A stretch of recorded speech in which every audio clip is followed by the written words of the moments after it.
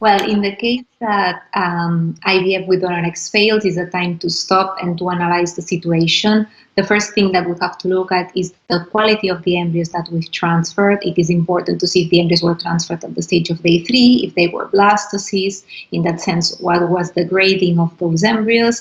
And look also at the donor itself, see if she has done any other cycles, how did they go, if she has already had children and it's a fertility proven donor.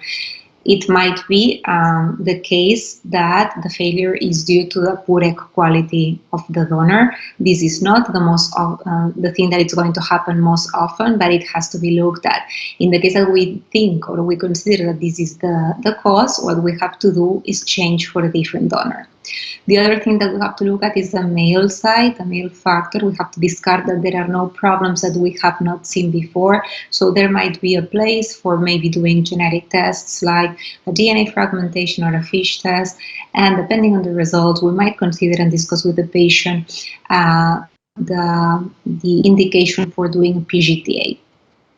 And we don't have to forget also that we have to look at the fact that there are no uterine factors that might explain the failure, like polyps, fibroids, or any kind of malformations in the uterus.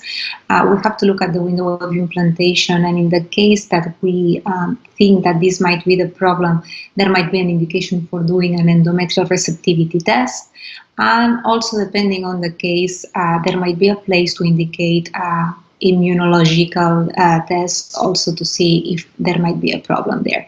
Once we have looked at all those things, it would be a matter of having another conversation with the doctor, analyzing all those factors and addressing all the issues that we have seen to aim to have a positive outcome with the following cycle.